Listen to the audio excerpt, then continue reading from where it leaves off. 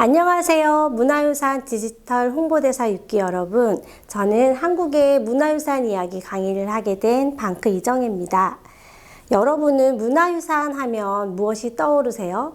보통은 큰 건축물들이 떠오르시죠. 하지만 문화유산에는 다양한 유산들이 있다는 걸 먼저 알아주셨으면 좋겠어요. 이 자료는 한국의 다양한 문화유산을 가지고 만든 엽서인데요. 여기서 처음 저희가 떠올리는 그런 유형의 유산들, 고인돌이라든지 석굴암과 불국사, 종묘, 창덕궁 같은 이런 유산들도 있지만요. 여기에 갯벌과 제주도 화산섬 같은 자연유산도 있고요. 직지, 훈민정음 같은 기록유산, 그리고 씨름, 김장, 아리랑, 판소리 같은 이런 우리의 음악이나 춤, 보이지 않는 이런 무형의 유산들도 있습니다. 오늘은 이런 유산들 종류를 좀 알아보고 어떤 대표적인 유산들이 있는지 같이 조금 나누어 보려고 합니다. 한국의 유네스코 세계유산 목록인데요. 보면 한국은 유형유산, 문화유산과 자연유산을 합친 이런 유형유산에 15개의 유산이 있고요. 구전, 노래나 이렇게 전래되는 음악 이런 것들과 무형의 유산들이 합쳐진 무형유산이 22개, 그리고 기록유산이 18개를 기록하고 있어요. 등재되어 있는데요. 제가 말씀드리고 싶은 것은 이 유산들이 정해져 있지 않다는 거예요. 여기 파랗게 표시된 게 보이시나요? 2022년에는 무형유산에 한국의 탈춤이 등재가 되었고요. 올해 새롭게 기록유산에 4.19 혁명 기록물, 그리고 동학농민 혁명 기록물 같은 기록유산이 새롭게 등재가 되었어요. 우리가 이렇게 유네스코에서 이 세계 유산들을 같이 보호하자라는 의미에서 이런 세계 유산들을 지정하고 같이 보호하는 일을 하고 있는데요. 이 유산들이 새롭게 등재되기도 하고 또 저희가 관리를 하지 않거나 파괴되면 유산에서 이 목록에서 제외되기도 해요. 그러니까 저희가 좀 더 관심을 가지고 유산들을 알리고 하는데 의미가 더 있다는 생각이 들고요. 하나씩 살펴볼게요. 먼저 유형유산을 살펴볼게요. 문화유산과 자연유산을 들 수 있는데요. 여러분들이 이 자료를 다 받으셨을 거예요. 한국의 유형유산을 소개하는 지도입니다. 이쪽에 보시면 한반도 위에 다양한 한국의 유산들이 소개되어 있고요. 그 옆에는 세계지도 위에 다양한 세계의 유형유산들이 소개되어 있어요. 보시면 여기 한국의 이 대한민국의 유산들은 밑에 이렇게 주석과 함께 설명도 소개가 되어 있고요. 북한에는 그림만 소개가 되어 있어요. 이 유산이라는 것이 5,000년 동안 이 대한민국이 이어진 이런 역사 속에서 우리가 가지게 된 이 유산들이 대한민국에 있는 유산만이 아니잖아요. 그래서 이 남과 북이 같이 소개를 하고 있고요. 세계에도 다양한 유산들이 있다는 것들을 같이 기억해 주셨으면 좋겠어요. 먼저 한국의 유산 중에서 대표적으로 소개해드리고 싶은 것은 창덕궁인데요. 창덕궁은 조선시대의 궁궐이죠. 경복궁 다음으로 지어졌고 그 다음에 가장 오랫동안 조선의 왕들이 살았던 곳이라고 해요. 그런데 여러분 좀 한번 질문이 들 수 있어요. 왜냐하면 조선의 가장 큰 궁궐 하면 우리 모두 경복궁을 알고 있기 때문이에요. 그런데 경복궁이 아니라 창덕궁이 유네스코의 유산으로 등재가 된 이유가 있는데요. 그 이유는 바로 우리나라 한국의 궁궐 건축의 다양한 특성을 보여준다는 것이에요. 여러분들 그런데 딱 떠오르는 이미지가 없죠. 한국의 궁궐 특징이 뭘까라고 잘 모르시겠잖아요. 이 지도를 보면 조금 확실히 아실 수가 있는데요. 이쪽에 보이는 것은 경복궁, 이쪽에 보이는 건 창덕궁의 모습이에요. 이 경복궁의 정문은 광화문이죠. 네, 광화문을 지나면 흥례문이 있고, 흥례문을 지나면 이 가장 법전이라고 할 수 있는 가장 주된 건물인 금정전이 있어요.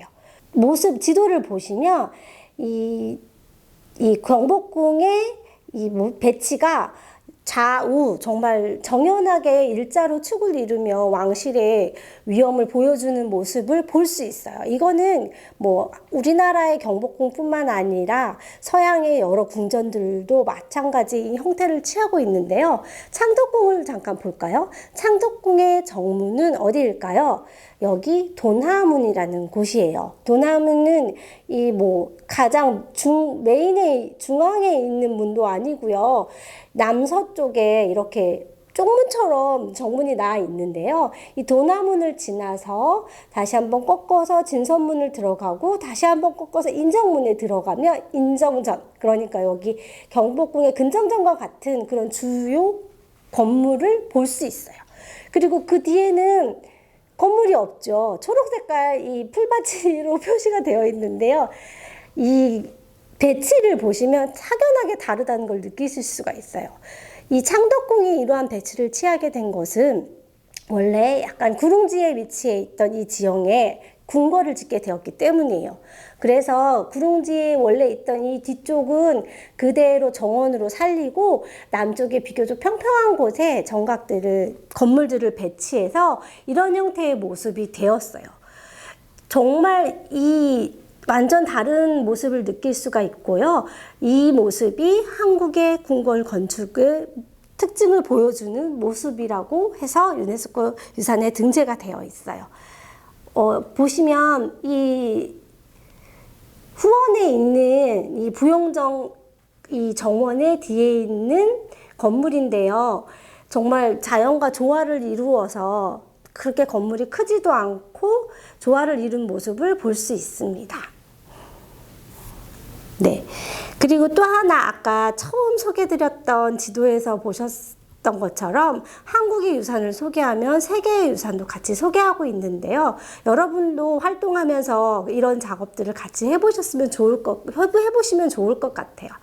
이 한국의 창덕궁, 한국의 궁궐 특징을 잘 보여주는 창덕궁과 프랑스의 베르사유 궁전을 같이 비교한 카드 뉴스인데요.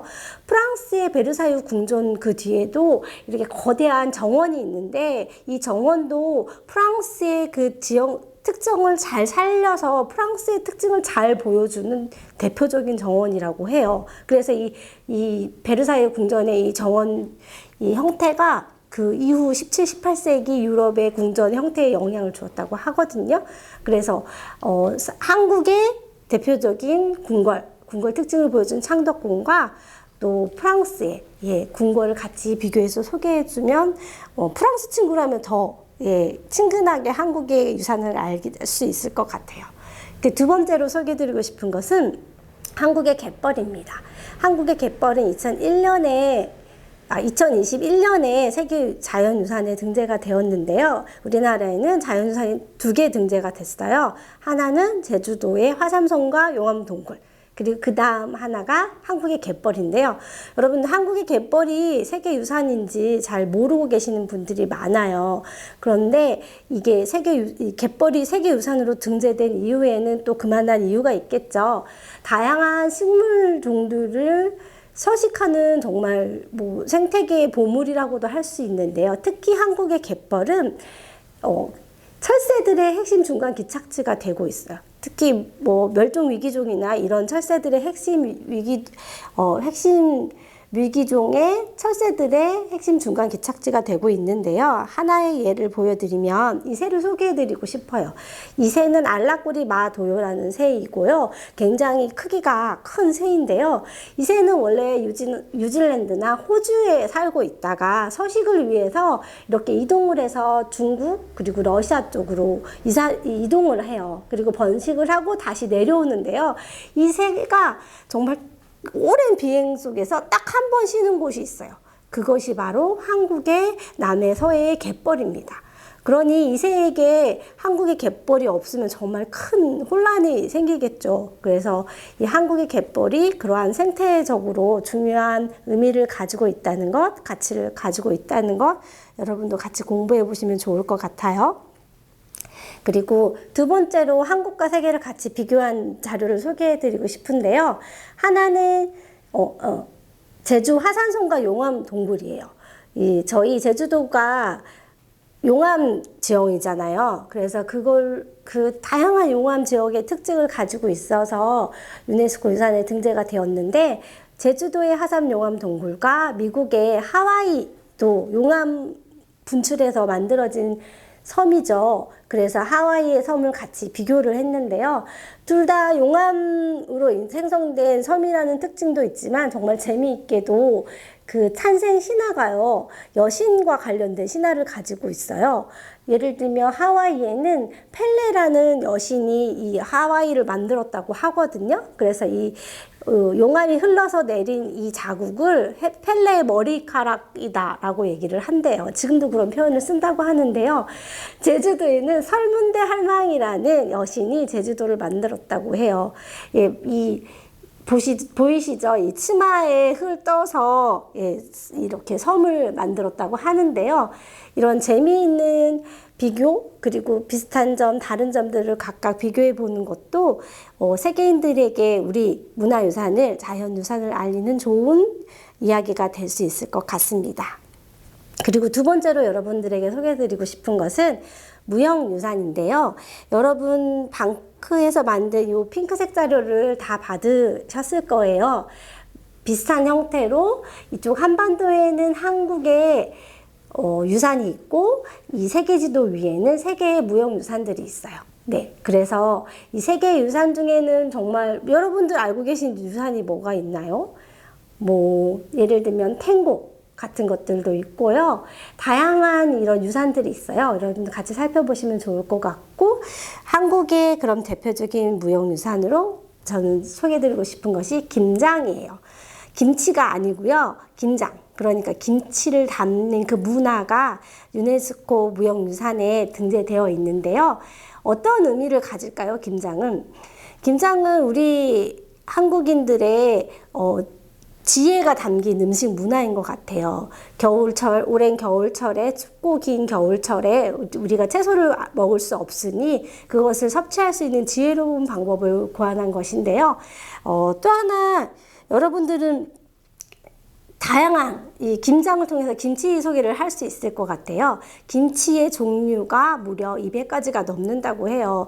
여러분들은 여기에 있는 이 김치들을 다 먹어보셨나요? 저는 다 먹어본 김치를 넣었는데요. 뭐 여름에는 열무김치를 먹는다든지, 겨울에는 뭐 동치미를 먹는다든지, 이렇게 저희 다양한 김치를 계절마다, 지역마다 다르게 저희가 먹고 있잖아요. 그런 문화들을 소개해 보는 것도 너무 재미있을 것 같고요. 마지막으로 저는 한국의 음식 문화에서 뺄 수 없는 것이 정 문화인 것 같아요. 저희 해마다 김장철이 되면 김치 담그기 행사를 정말 많이 하죠. 관공서라든지 기업이라든지 뭐 다양한 사회 이 단체에서 김치 담그기를 하는데요. 이 김장 담그기를 해서 여러분 누구에게 줄까요? 예, 이웃에게 나누죠. 이 김치를 먹을 수 없는, 뭐 담기 좀 어려운 그런 이웃들에게 나누는 활동을 하는데요. 그것 자체가 한국의 정문화를 보여주는 것이라고 생각이 들고요. 그래서 여러분도 한국의 음식, 뭐 김장이라든지 김치라든지 다양한 문화를 소개할 때 그 속에 있는 한국인들의 정문화도 같이 소개를 해주시면 좋을 것 같습니다. 그리고 다음에 소개해드릴 것은 아리랑인데요. 아까 처음에 보셨던 것처럼 아리랑이나 판소리나 이런 것들이 한국의 문화유산이잖아요. 그런데 여러분 혹시 아리랑은 중국의 문화유산입니다. 뭐 삼계탕은 중국의 문화유산입니다. 김치는 중국의 문화유산입니다. 라고 하는 그렇게 주장하는 기사들이나 이런 것들 보신 적이 있죠. 예, 그래서 저희가 많이 그에 대응하는 활동들을 하고 있는데요. 그 중에 하나 소개해드리고 싶은 것이 브릿지 아시아 단넷이라고 방크에서 운영하는 사이트인데요. 여기에는 글로벌 청원을 할 수 있어요. 이 세계 사람들에게 한국의 문화유산인 아리랑을 소개하고 여러분들이 직접 청원을 할 수도 있고요.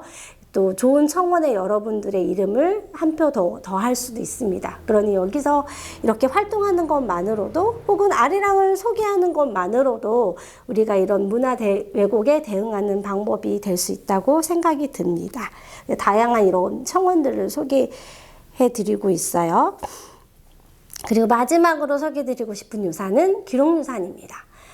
사실 한국은 기록유산이 굉장히 많이 등재가 되어 있는 나라인데요. 그래서 여러분 기록유산에 대해 자부심을 가지셔도 아주 좋을 거라고 생각이 들어요. 세계 최고의 가장 오래된 목판으로 만든 유산, 기록, 무구정각 다란이경도 한국에 있고요. 한국의 것이고요. 그 다음에 금속활자로 만든 가장 오래된 책, 직지도 한국의 기록유산입니다. 그러니 여러분들 기록유산을 좀 더 애정을 가지고 알아보시고 알리는 데 활동해 주시면 좋을 것 같고요.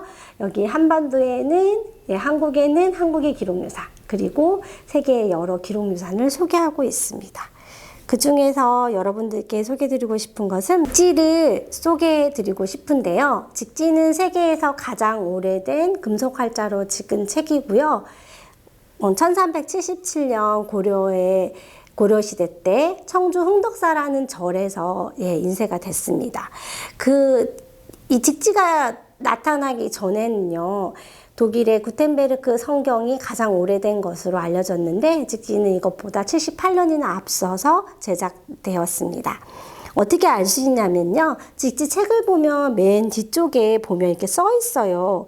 청주 목에 이렇게 흥덕사에서 발행했다고, 언제, 선광 7년 이렇게 써 있죠. 이걸 보면 1477년에 직지가 인쇄됐다라는 것을 알 수 있습니다. 제가 직지를 소개하고 싶은 이유는 단순히 가장 오래됐기 때문이 아니고요.